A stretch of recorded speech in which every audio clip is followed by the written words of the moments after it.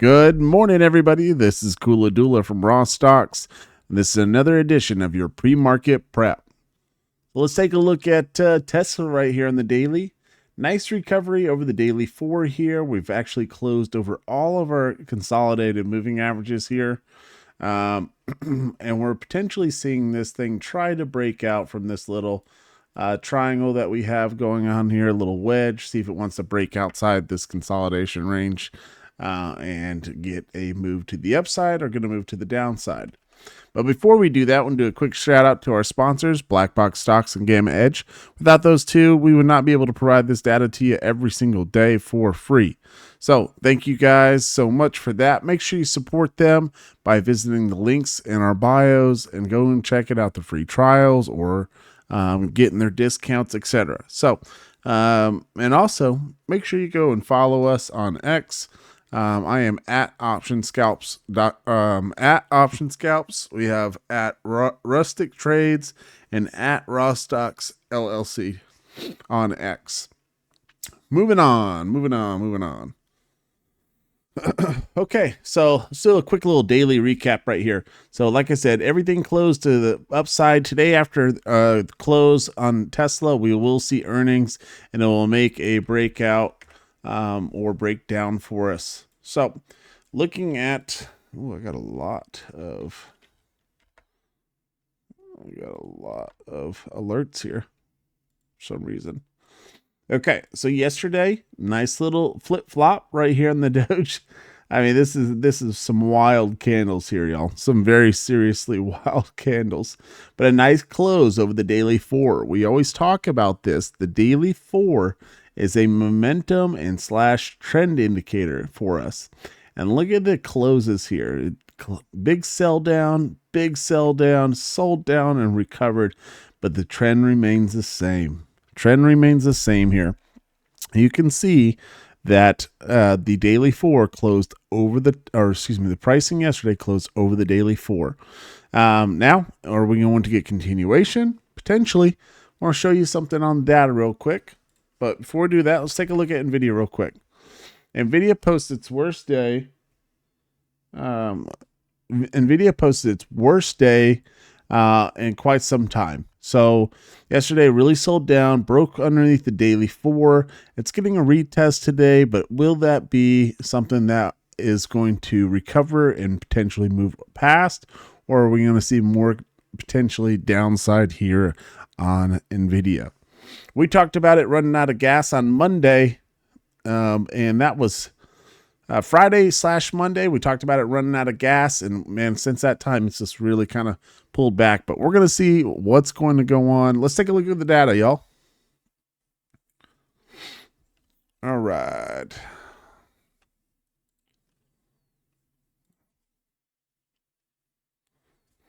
Let me pull this over. Okay. So first thing first, let's take a look at SPX. You know, I love my SPX. The S&P. Okay, so full complex here. We're still in a call-dominated gamma condition. We're actually seeing the supply at 6,500 and the demand near that 6,295. So virtually means 6,300 level or higher, right? Based on what we're seeing there. If we break below this, this is where we can create volatility. So we see big spikes, big sells underneath 6,300. If not, trend still remains the same, 6,500, right? That's what this is telling us.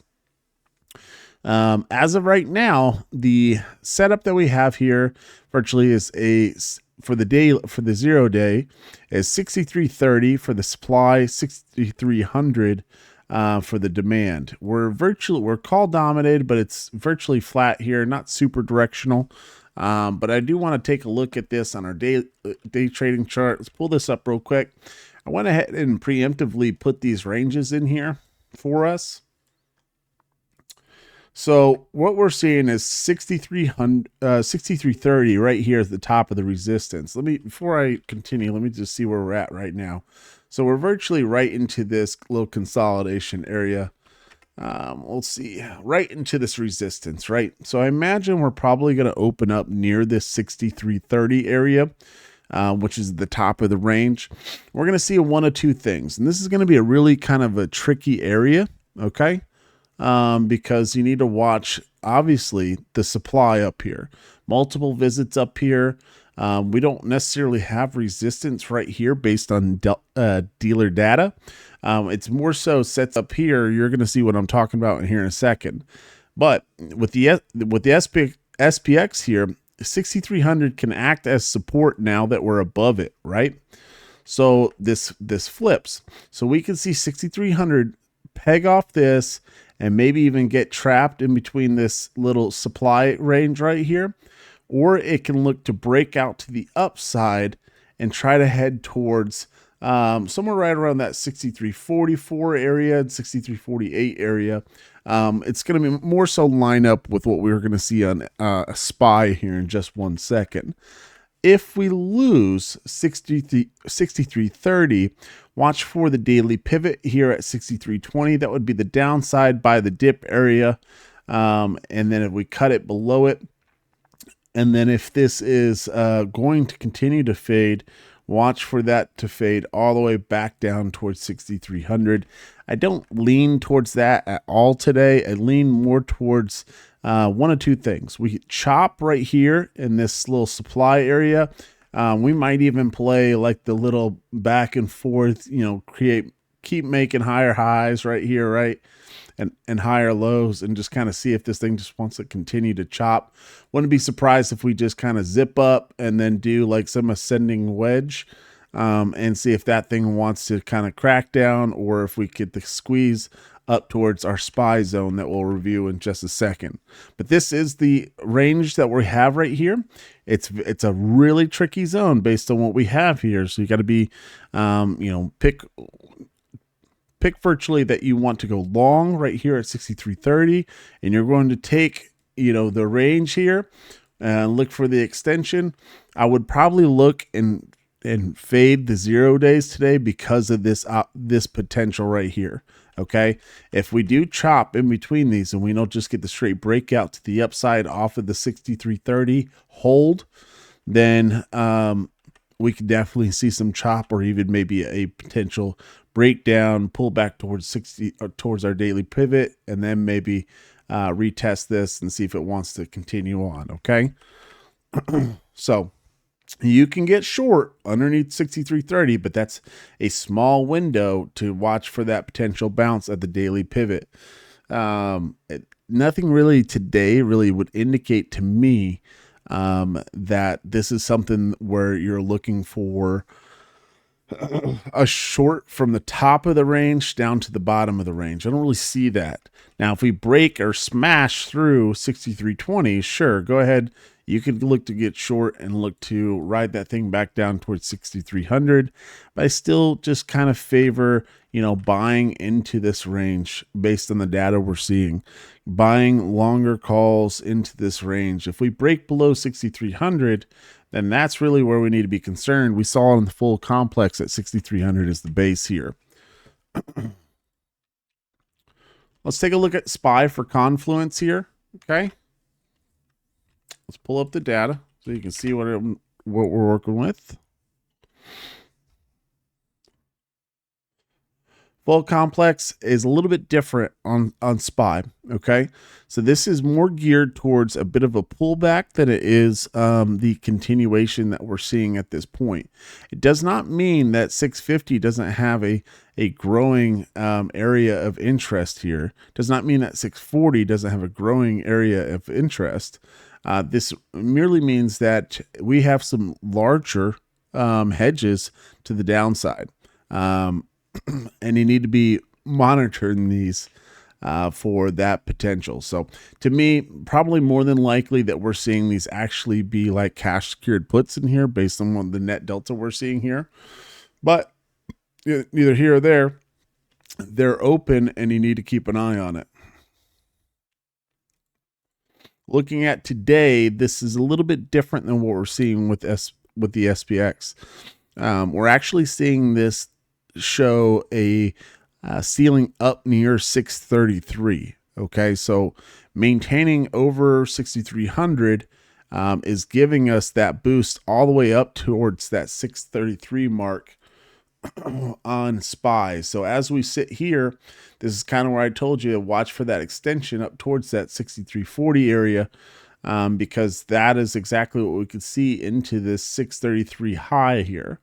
Now, if we break 633 high, we break through our supply area here, then this thing can definitely get squeezy up into that 636 range, 637 range, but I don't think that's going to happen. I think we're gonna spend a little time burning today, but don't be surprised to see 633 visited, and then maybe see some type of sell down, confirming back towards our initial area of interest here at 6330 on SBX.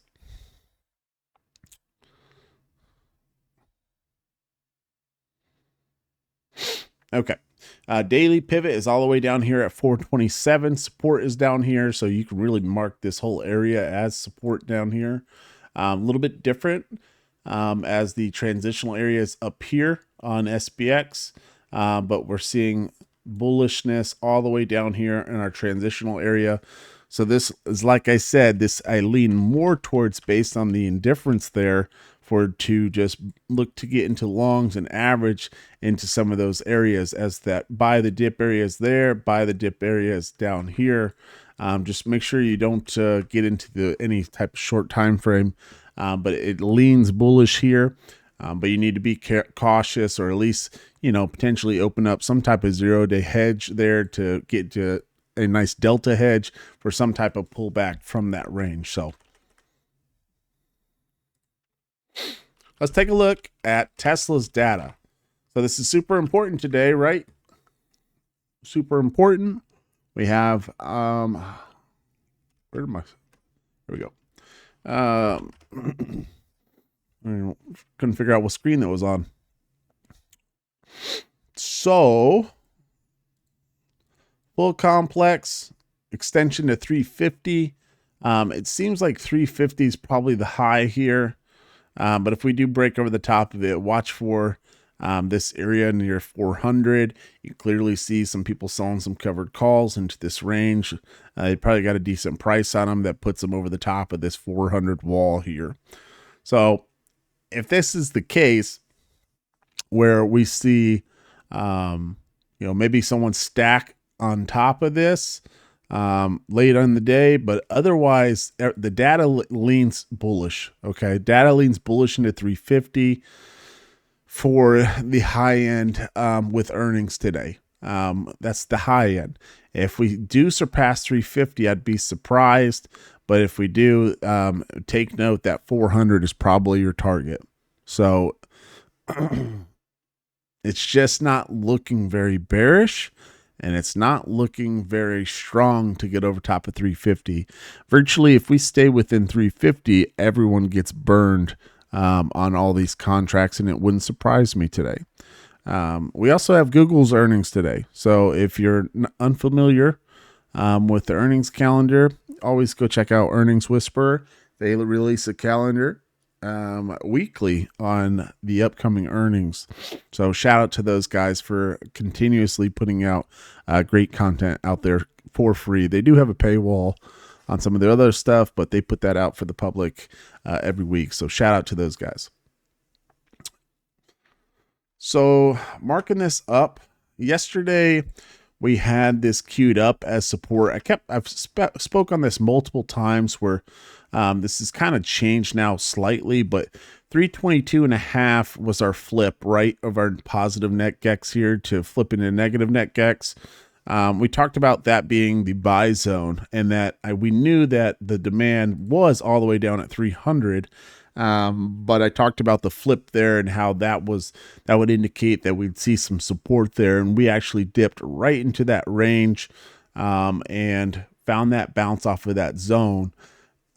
We're still far and above our daily pivot at 3. Well, now it's shifted. Okay, our daily pivot's going to be at 332.5. 332.5.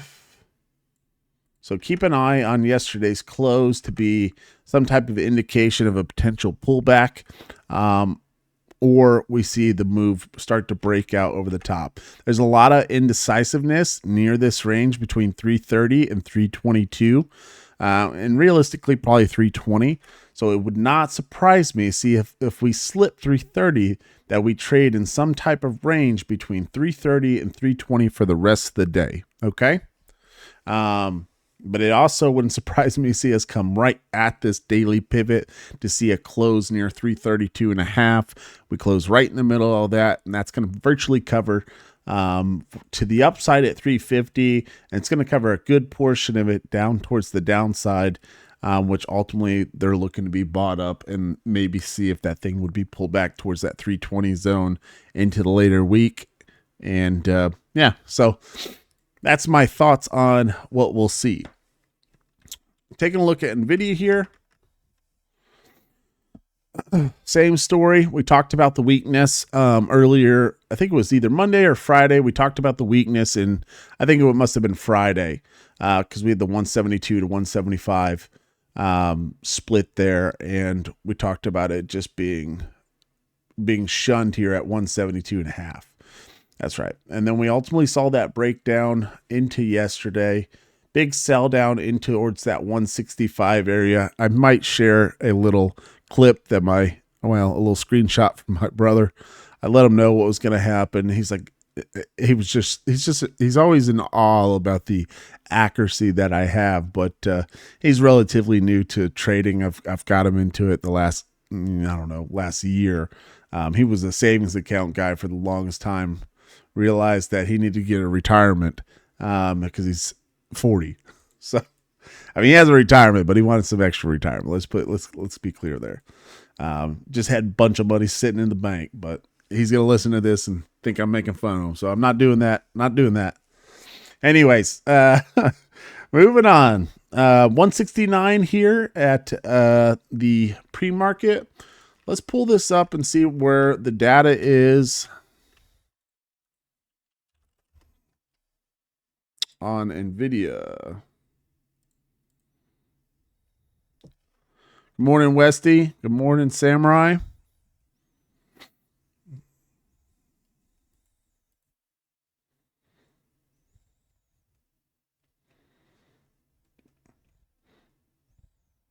Yes, sir. Absolutely. Okay, so NVIDIA, we are seeing 175 supply, 165 demand. Currently, there's a pretty decent size short into this 172.5, but it's still a positive net gex here. We can see this thing run into that 175 zone, 165 being the support here. So virtually what we're looking at, there's nothing clear to me here. 167.5 is going to be your daily pivot, so this is going to change. 167.5 is your daily pivot. 170, 172 you need, or 172.5 you need to look for a resistance right in that 172.5 area. Let's expand this out.